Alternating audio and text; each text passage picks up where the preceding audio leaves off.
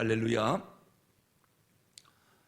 어제 새벽에는 예수님의 승천 사건은 예수님의 부활과 재림 사건을 역사적인 사건이요 실제적인 사건으로 증명하는 아주 중요한 사건이라고 말씀드렸습니다. 더 나아가서 예수님처럼 우리도 부활할 것이며 예수님이 신령한 몸으로 변하여 하늘로 승천하신 것처럼 우리도 부활할 것이고 하늘로 승천할 것이다라고 하는 강력한 증거가 승천 사건입니다. 우리가 결국 예수 믿는 것은 하늘로 올라가기 위해서 믿는 거 아니겠습니까? 그렇다면 이 승천 사건은 우리에게 가장 중요한 사건이 되는 것입니다. 한순간도 이 승천 사건을 잊지 마시기를 바랍니다. 이제 어제에 이어서 예수님의 재림 사건도 마찬가지입니다. 11절에서 우리는 하늘로 가심을 본 그대로 오시리라. 흰옷 입은 두 천사가 하늘로 올라가신 예수님을 멍하니 바라보는 제자들에게 주신 약속의 말씀입니다. 하늘로 가심을 본 그대로 오시리라. 주님께서 다시 오신답니다. 그래서 오늘 우리는 예수님 다시 재림하시기를 기다리고 있는 것입니다. 그런데 오신다고 해놓고 2000년이 지나도 아직 안 오시니까 예수님 재림에 대해서 많은 오해가 있어 왔습니다. 어떤 사람은 예수님이 실제로 오시는 게 아니라 영으로 재림하시는 것을 말하는 거다, 이렇게 말하는 학자도 있고요. 어떤 사람은 이상한 꿈 하나 꿔놓고 예수님이 어젯밤 나한테 오셨다, 내가 봤다, 내가 만났다, 헛소리하는 경우도 있습니다. 예수님 재림에 대해서 이렇게 궁금해하는 사람들이 참 많은데 예수님 다시 오는 것에 대해서 우리는 어떻게 설명을 할 수 있을까? 이게 상당히 중요한 것입니다. 다시 오시는 예수님, 과연 어떻게 오실까? 생각보다 이해하기가 어렵습니다. 그래서 자칫하면은 예수님의 재림을 역사적인 재림, 실제적인 재림이 아니라 단지 추상적이고 관념적이고 철학적이고 환상적인 재림으로 설명을 하려고 하는 그런 학자들도 많이 있습니다.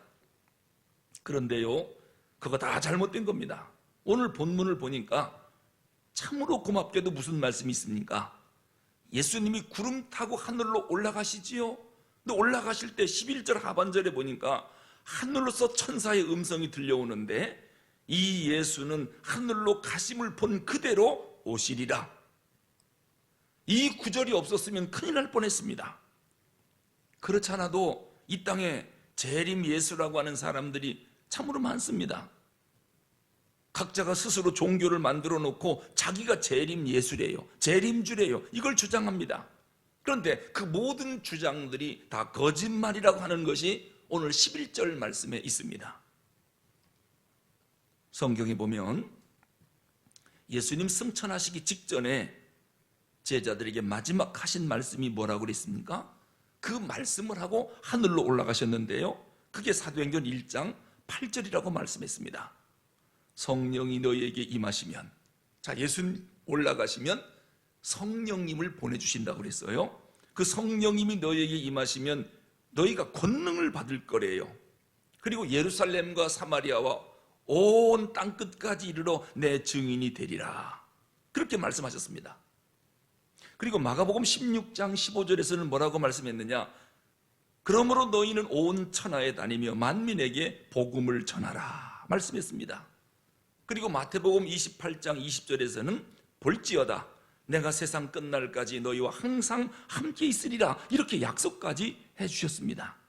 하늘로 올라가시면서 제자들에게 주신 말씀이요, 오늘 우리에게 주신 말씀입니다. 이렇게 말씀하시고 나서 예수님의 몸이 하늘로 올리워 가셨습니다. 쭉 올라갑니다. 구름 너머로 가다 보니까 구름에 가리어서 더 이상 보이지 않게 되셨답니다. 그때 천사의 음성이 들려온 거예요. 본 그대로 다시 오시리라. 그러니까 자기가 재림주라고 떠드는 이단들, 우리는 절대로 그들 말에 귀를 기울이면 안 되겠습니다. 본대로 오시겠다고 약속했는데 왜 쓸데없는 말에 귀를 기울여야 합니까? 본대로 오신다라고 하는 말씀은 예수님 재림의 역사성과 실제성을 말씀하는 겁니다. 실제로 역사 속에 오실 거고 그것을 우리가 눈으로 볼 거랍니다. 그래서 우리는 예수님의 재림을 지금 현실적으로 기다리고 있는 것입니다. 예수님의 승천 사건은 이렇게 중요한 것입니다. 올라가셨으니까 우리를 데리러 내려오시는 것이지요. 안 올라가셨으면 내려올 게 없지 않습니까? 오늘 본문에서 보는 것처럼 예수님 승천 사건은 제자들이 눈으로 직접 본 사건입니다. 예수님 하늘로 올라가셨대 누군가 간접적으로 전해준 얘기를 들은 게 아닙니다. 꿈꾼 얘기도 아닙니다. 감람산에서 하늘로 올라가는 장면을 직접 눈으로 제자들이 확인하고 본 이 가시적인 사건입니다. 그리고 예수님 승천 사건은 아무도 안 보고 자기 혼자 본 사건이 아닙니다. 여러 명의 제자들이 함께 본 사건입니다. 그래서 객관성이 있는 것입니다. 승천 사건은 예수님께는 가장 영광스러운 일입니다. 그리고 하늘로 올라가셨다. 참으로 놀라운 사건이요. 생각하면 생각할수록 참 신비한 사건입니다. 아울러서 앞으로 이 땅에 다시 내려오실 예수님의 재림 사건도 우리가 인격적으로 경험할 수 있는 가시적인 참으로 영광스러운 사건일 것입니다. 왜냐하면 본 그대로 오신다고 그랬고요. 그 오시는 예수님을, 올라가시는 예수님을 제자들이 본 것처럼 오늘 우리가 눈으로 볼 수 있답니다.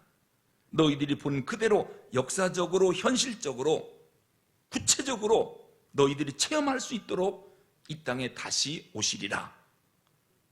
그래서 우리는 예수님의 재림에 대한 대망사상을 갖고 있는 것입니다.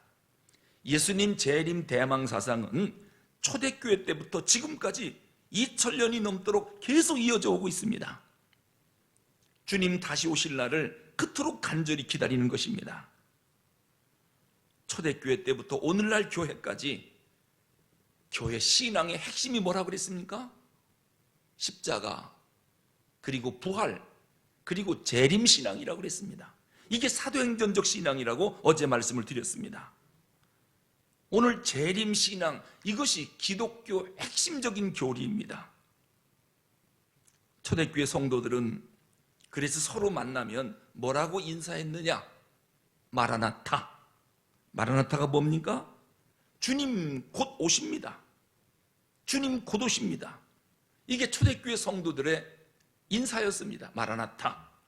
그만큼 예수님 재림신앙에 대한 기다림이 그들에게 있었던 것입니다. 미국 캘리포니아 오렌지 카운티에 가면은 5만 명 이상 모이는 큰 교회가 하나 있는데요.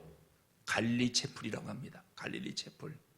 그 담임 목사님이 척 스미스 목사님이신데, 갈릴리 채플이라고 교회 이름을 써놓고 그 밑에 뭐라고 써붙였느냐? 마라나타 커뮤니티라고 간판 밑에 추가로 글씨를 써놨습니다. 갈보리 채플, 그리고 마라나타 커뮤니티. 이 마라나타 커뮤니티가 무슨 뜻이냐? 주님의 재림을 기다리는 공동체, 그런 뜻입니다. 그래서 그런지 5만 명이 모이는 이 대형 교회가요, 그렇게 사람들이 많이 모이는데도 교회 건물은 너무너무 허술합니다.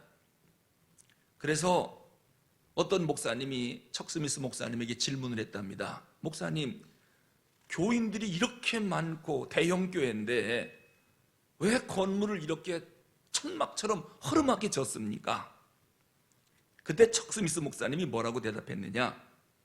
우리 교회는 주님 재림을 기다리는 공동체입니다. 주님이 언제 오실지 모르는데 마치 영원히 안 오실 것처럼 만세 반석 위에 벽돌로 견고하게 지을 필요가 뭐가 있습니까?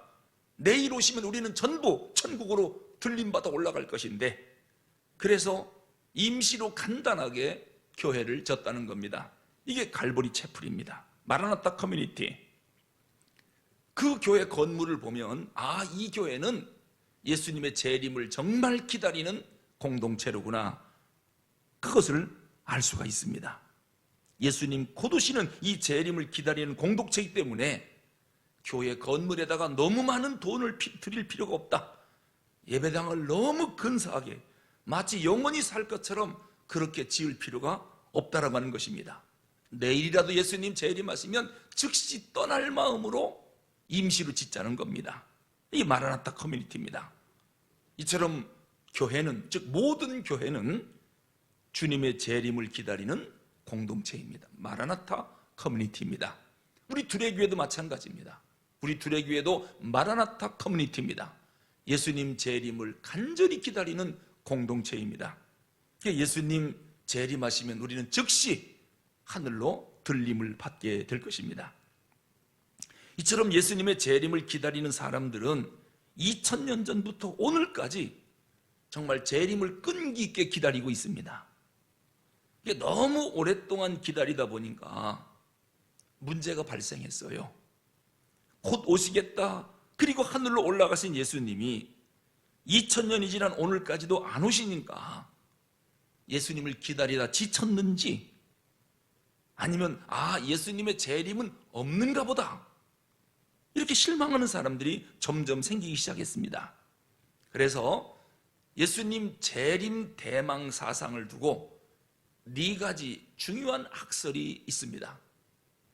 재림에 대해서 4가지 중요한 학설이 있는데 오늘 한 가지만 말씀을 먼저 드리겠습니다. 첫째는 불트마니안 라인이 있습니다. 불트마니안 견해이죠. 독일 신학자 가운데 불트만이라는 사람이 있습니다. 불트만은 예수님이 2000년이 넘도록 안 오시니까 예수님 재림을 뭐라고 말하느냐?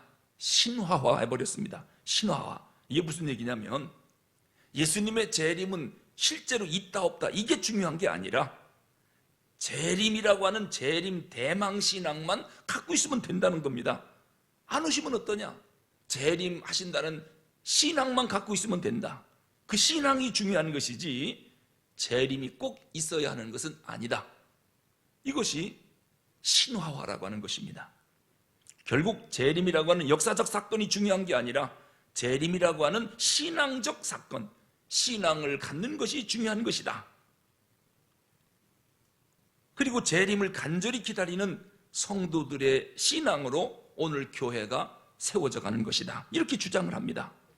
아주 그럴듯하게 들립니다마는 불트만의 주장은 큰 오류가 있습니다. 우선 예수님 재림의 역사적 사실을 부인하고 있습니다. 그냥 재림한다라고 하는 의미만 받아들이지 재림의 실제성과 역사성을 불트만은 부인하는 겁니다. 그러다 보니까 종말론적 신앙, 예수님 다시 오신다라고 하는 이 실제적 사건이 없으니까 불트만은 기독교 윤리만 주장합니다. 종말적 신앙은 없습니다.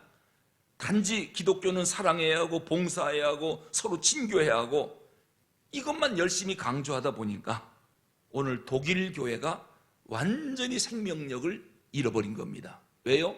불트만 신학에 의해서 재림 신앙을 버린 것입니다. 이걸 신화화 만들어 버렸기 때문에 독일 교회가 무너져 버린 것입니다. 이것은 잘못된 것입니다. 이제 내일 새벽에 재림 신앙에 대해서 계속 이어서 말씀을 드리겠습니다. 오늘 우리가 꼭 기억해야 할 것, 예수님은 반드시 우리를 데리러 다시 오실 것입니다. 지난 2000년 동안 기다렸죠? 저는 2000년이 아니라 3000년까지도 기다릴 겁니다. 왜요? 오신다고 약속하신 그 주님 반드시 오실 것입니다. 실제로 오실 것입니다. 너희 쓸 거처를 예비해 놓으면 이 모든 거처가 준비되면 나 있는 곳에 있게 하려고 우리를 데리러 다시 오시겠다고 요한복음 14장 1절에서 약속하셨습니다. 우리는 그 주님을 기다리면서 그 주님이 나를 데리러 오셨을 때에 부끄럽지 않도록 바르게 살아야 합니다. 신앙생활 바르게 해야 합니다. 이것이 주님의 재림을 기다리는 성도들의 윤리적인 삶입니다. 기도하겠습니다.